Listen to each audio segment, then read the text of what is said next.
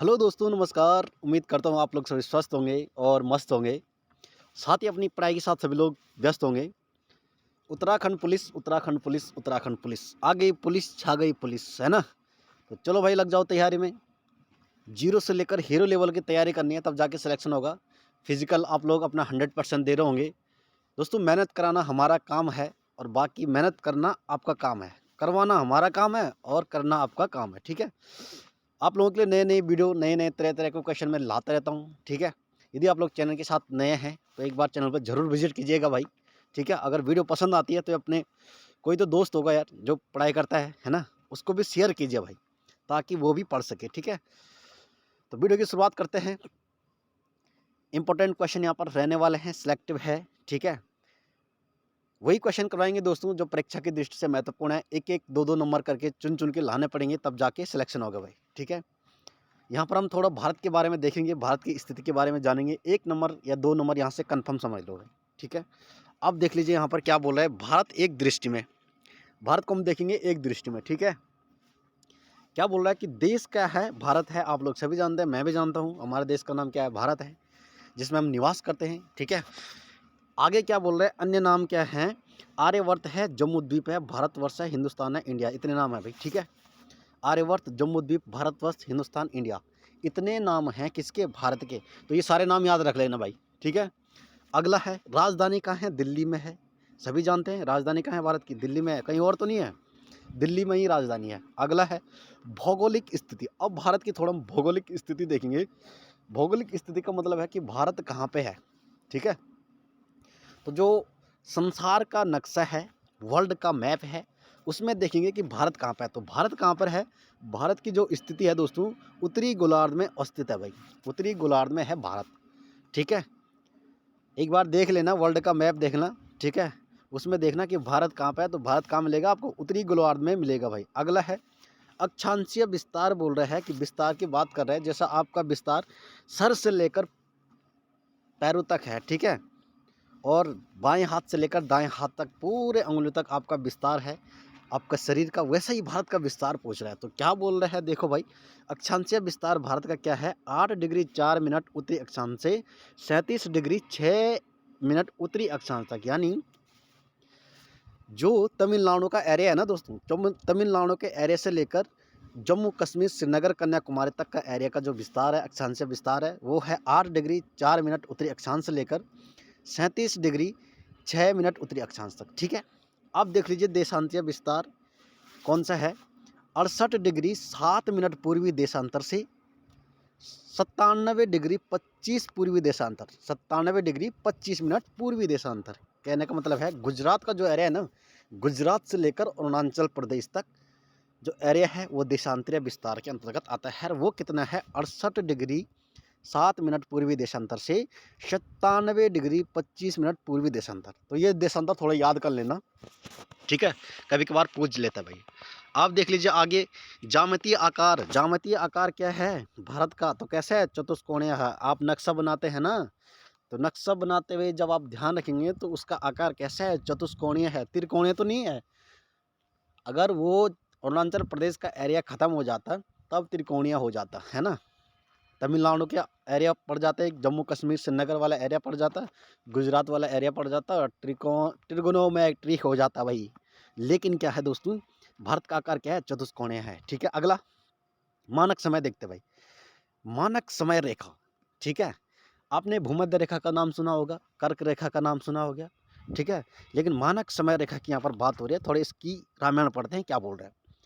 82.5 degree पूर्वी देशांतर, इलाहाबाद के समीप मिर्ज़ापुर का समय, ठीक है। ग्रीनविच माध्य समय, ग्रीनविच मेन टाइम है दोस्तों, ठीक है। 5.5 घंटे, 5 घंटा 30 मिनट, मैं भी तो यही बोल रहा हूँ, आगे है भाई।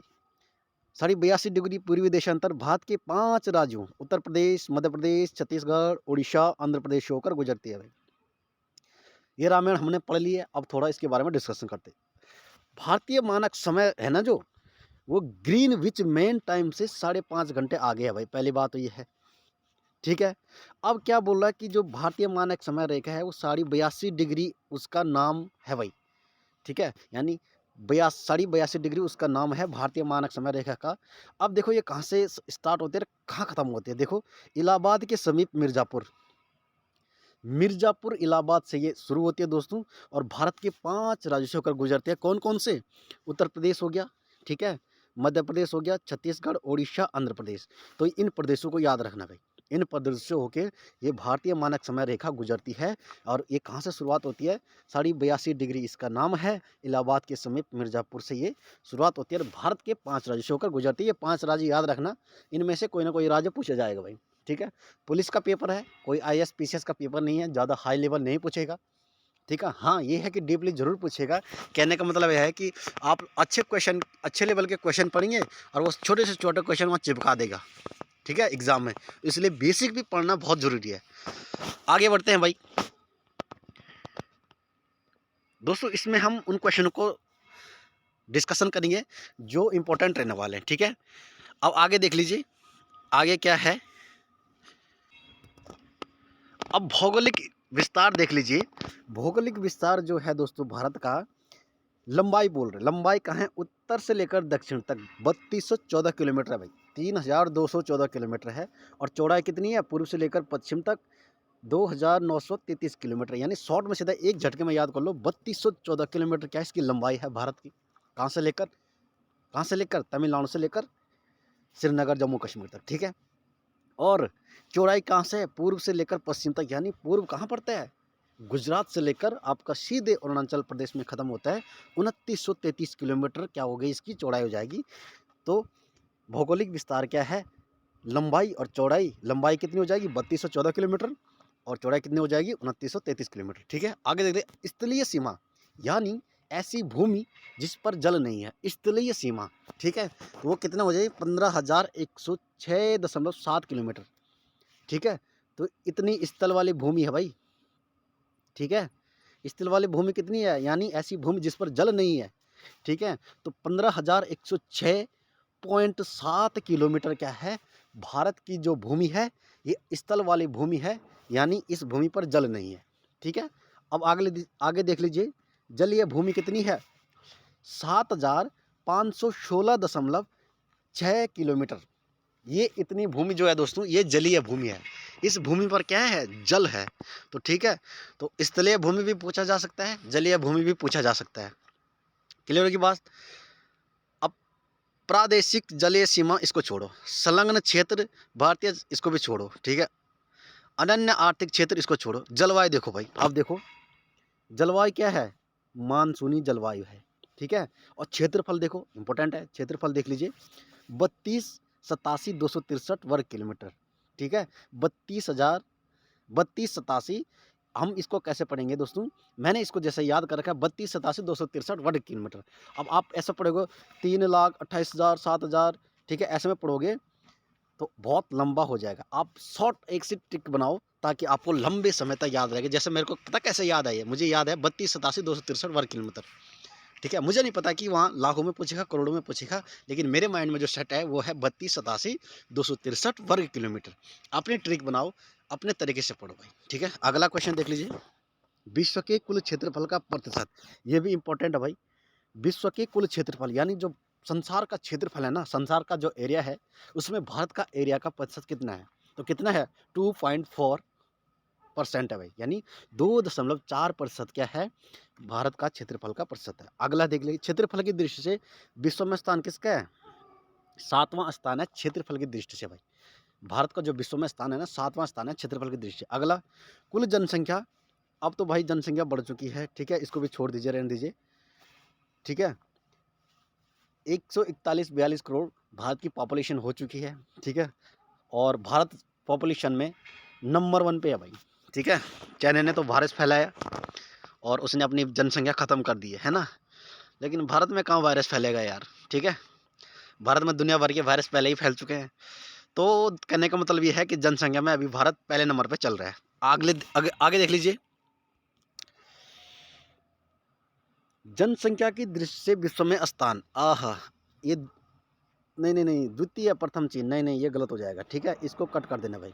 जनसंख्या में पहले स्थान पर है भाई भारत, ये नोट बना लो कि जनसंख्या में पहले स्थान पे भारत। पुरुष जनसंख्या इसको भी छोड़ो, महिला जनसंख्या छोड़ो, ग्रामीण जनसंख्या, शहरी जनसंख्या छोड़ो, दशकीय वृद्धि दर ये पूछा जा सकता है। दशकीय वृद्धि दर कितनी है दोस्तों? 17.64% है भाई दशकीय वृद्धि दर, यानी 10 सालों में जो वृद्धि का दर है वो कितना है? तो 17.64% है, ये याद रखना भाई। लिंगानुपात ये भी इंपॉर्टेंट है, 943 प्रति हजार पुरुषों पर, ठीक है। शिशु लिंगानुपात 918 प्रति हजार पुरुषों पर। जनसंख्या घनत्व 382 प्रति व्यक्ति वर्ग किलोमीटर भाई, ठीक है। तो ये इंपॉर्टेंट है, ठीक है। ये 3 चीज़ें, लिंगानुपात हो गया, शिशु लिंगानुपात हो गया, जनसंख्या घनत्व हो गया, ये इंपॉर्टेंट हो जाएगा। अब देख लीजिए आगे,